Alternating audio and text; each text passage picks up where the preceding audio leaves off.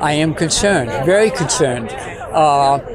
I never thought that this country would see this day, but I'm very concerned. I'm a little frightened. I'm a little frightened. But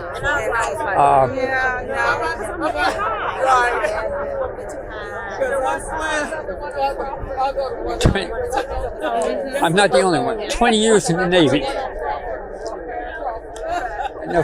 I never thought to see the day. I fought for freedom. For somebody like Trump to come and take it away. I'm not a good speaker. I fought for freedom. You see it taken away like this. Hopefully it won't be, but there's a chance. I just can't get over it. I'm not the only one who spent days, months, minutes fighting for what we believe in, to keep this country free and clear. To have somebody like Trump to come in and do what he's doing, and the support he's getting, I just can't get over it. That is Ed Geil, a retired Navy Master Chief, getting emotional. I mean, just tearing up, talking about where we are in history right now. I found him waiting in line with his wife, Nancy, on Saturday, along with thousands of others, some of whom had come in from hundreds of miles away.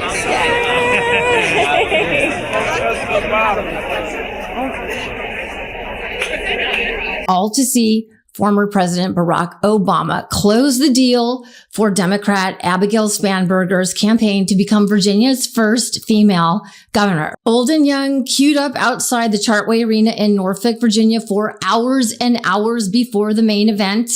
ODU students like Emily and Elise. She brought me out here. I wanted to come and I was so excited, but I didn't have anyone to go with. And she woke me up today, making sure. She's like, Elise, we gotta get down here. We gotta get down here. I'm just gonna hold this up.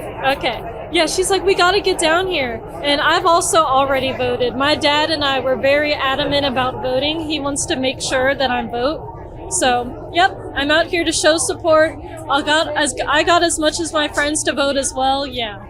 Okay. And you were saying, that you've gotten all your friends to vote. Yes, definitely. A lot of my friends and I are very opinionated, so I think it's important that we just have a say in what goes on in the world and to make sure everything goes well. Yeah. Young men broke in big numbers for Trump in 2024, and Trump even picked up some young men of color. But 26-year-old Andrew Proctor told me he is optimistic that his generation has learned its lessons from the past year. It's hard to find out what the accurate information is a lot of times too, so people can get really confused.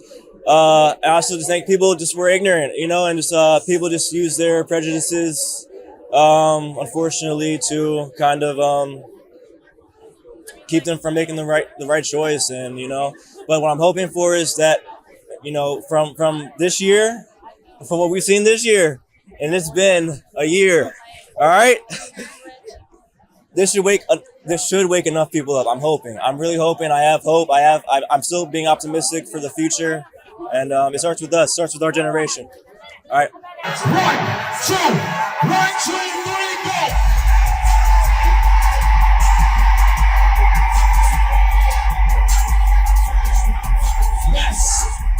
Yes!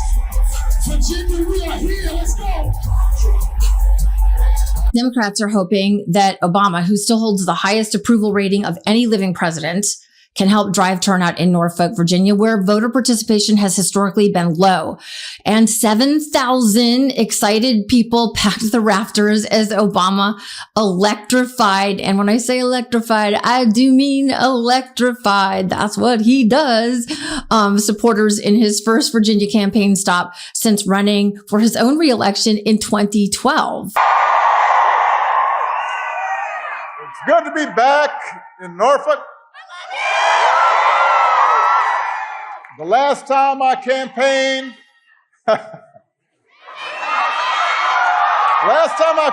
in Hampton Roads, I was running for re-election. And I know I have not aged a bit. At a speech where supporters shouted, "We miss you, we miss you, we love you," you could hear it peppered throughout the crowd. Obama ran through a litany of the disastrous policies made under the Trump regime. Si se puede. And Lord knows we need that light. We need that inspiration. Because let's face it, our country and our politics are in a pretty dark place right now. It's hard to know where to start. Because every day, this White House offers up a fresh batch of lawlessness and recklessness and mean-spiritedness and just plain craziness.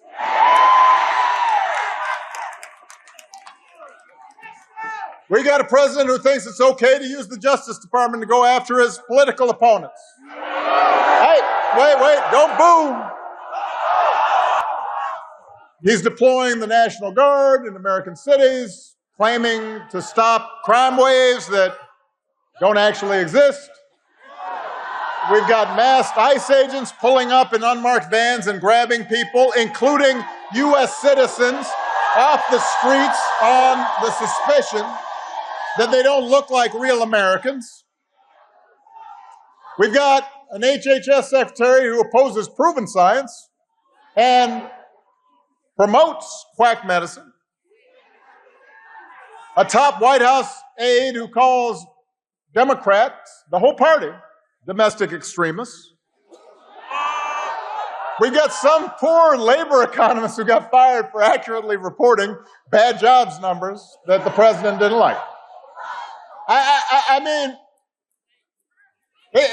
it's like every day is Halloween.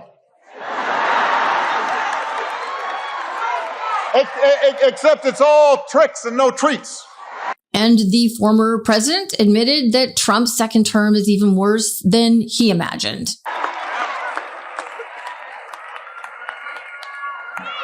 And here's the thing. It's not as if we didn't see some of this coming. I will admit it's worse than even I expected, but I did warn y'all. I did. You can run the tape. And by the way, he warned you too, because he said what he was going to do. Obama also warned the crowd why off-year elections are just as critical, if not even more so, than any other. Even some folks who were friends of mine who would say, you know what, this election doesn't matter all that much. That whoever the next president ended up being, it wasn't going to matter to them. If nothing else, the last 9 months should have cured us of that idea. Because the stakes are now clear. We don't need to speculate about the dangers to our democracy. We don't need to wonder about whether vulnerable people are going to be hurt. Or ask ourselves how much more coarse and mean our culture can become. We've witnessed it. Elections do matter. And they matter for you. People in power may be counting on your citizens. They want you to think there's nothing you can do. Nothing to stop them. Because they know it, once that thought worms into your head, they've won. But if there's one thing history has taught us, it is the most important office in democracy is not president or even governor. It's the office of citizen. We all have more power than we think. We just have to use it. So if you believe in that better story of America, do not sit this one out. That is a message that Ed Giles gets. I go to church every Sunday. Pray that things will get different. We have to be, prayers alone aren't going to do it. people's going to do it. God's with us. But people we have to do it. You know, prayers are fine, but we have to do something. You know, there's nothing more to say except we have to keep fighting, and hopefully we'll come out smiling at the end. Dude, from your mouth to God's ear to the people getting out and turning out the vote. Spanberger, who is a more moderate Democrat, holds a solid lead over her opponent, MAGA Republican Winsome Earl-Sears. And Obama praised Spanberger's workhorse ethic, as he called it, and her ability to reach across the aisle while she was serving in Congress, although with the current Congress, Republican Congress, literally refusing to show up to work. I'm not sure how that would have worked out because Republicans, as we know, just aren't showing up to work. Speaking of Congress, the DNC sent more heavyweights as surrogates for the Spanberger campaign. I caught up with Senator Mark Kelly, who is my home state senator from Arizona, as he stumped in Virginia Beach, which is a huge Navy town. This has been a rather chaotic 8 months, but let me just say this. We've got better ideas and better plans, and we Democrats in the Senate and the House are always going to put the American people first, not put donors first. This guy is also spending a lot of time and effort in enriching himself and his family in a way we've never seen from any president before. But we're fighting for the American people. And lastly, you're here stumping on behalf of Abigail Spanberger in a heavy-duty military community. What are your thoughts on the military if it does come down to President Trump ordering martial law and having the troops maybe turn against American citizens, and how optimistic are you? Well, we're looking with how we're going to deal with that. I mentioned that to this group today. Like, my grandfather fought in World War II in the Pacific. My other grandfather in the Merchant Marine. He didn't fight, but he was in the Merchant Marine in the Atlantic during World War II. There's a Vietnam veteran here. I served in the first Gulf War. That was the U.S. military being sent overseas to deal with our enemies and our adversaries and fighting to protect this country and to protect our interests around the world and looking out for our allies. So we deployed overseas. This president is deploying the military to fight against U.S. citizens, to harass them. It's just nothing we've ever had to deal with before. So we've got challenges ahead of us too. I mean, is he going to invoke the Insurrection Act, at some point and use what he thinks are legal authorities? And there are things we're looking in at the possibility of what can we do to prevent that from happening. I hope so. Yeah. Lastly, I interviewed a guy yesterday, a 20-year veteran, and he just broke into tears at the Obama thing. I never thought I'd see anything like this. I mean, it's something when you hear a seasoned Navy combat pilot, a former test pilot, a former astronaut say things like, "We've never seen anything like this." Like, they've seen some shit, it's like, whoa.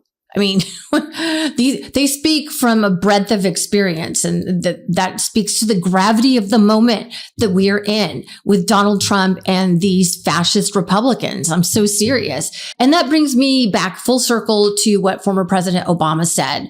I've seen over the last couple of days, as I've been posting on my social media about Obama's trip here to the 757, people saying, save us, come back. Well, he can't save us. Nobody can save us alone. I mean, not going to lie, it sure would be nice to trot our superstar guy out again, as Trump and these Project 2025 guys are threatening, and I believe are planning to make good on their purpose to keep Trump in office forever. And when he finally dies, that they don't ever plan on giving up power. It's very evident to me. So it would be nice to get, former President Barack Obama and say, hey, get out here, because he has so much popularity, but that's not a realistic plan. And it's up to us. As Obama said, citizen is the most important office. And my experience is so many people forget that. They get complacent. They just kind of get lost in their lives, and they start telling themselves that it doesn't matter. It doesn't matter what I do. Well, yes, it does matter. It does matter. What you get up and do every day matters. And democracy will not work if you opt out. If you freaking opt out, like out of your junk mail. Democracy is not junk mail. We need everybody in here, like full engines, working together. Because look what happened when enough people didn't pay attention and all of our institutions failed. And they pretty much have. Let's be real. Look at the corruption at the Supreme Court and so many other avenues, but that's a whole nother video. Polls do have Democrats up in Virginia, where we have not only the gubernatorial race, our AGs up, as well as 100 seats in the House of Delegates here, which is huge and could determine the way that Virginia draws and redraws its congressional maps for next year. So we could potentially end up adding new congressional seats, which would tip towards the Democrat side. So that's huge. New Jersey, obviously, with Mikey Sherrill running for governor there, and New York, with Zohran Mamdani, and of course, California with Prop 50. But I know many of us are afraid to even get optimistic about heartbreak, despite what the polls are saying, that things look good. I get that, because it was so devastating on the morning after, what was it, November 5th, last November?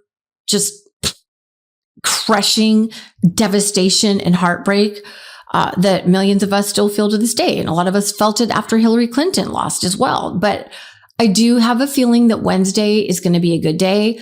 In Virginia, I'm sure we're still going to be getting election results for the next day or 2 or 3 as all these House races, our House of Delegates, are counted up. But I am hopeful. We can't lose hope. The Hope and Change guy says we can't lose hope. So I will see you on the other side of Election Day. Peace. Love this video? Support independent media and unlock exclusive content, ad-free videos, and custom emojis by becoming a paid member of our YouTube channel today. You can also gift memberships to others. Let's keep growing together.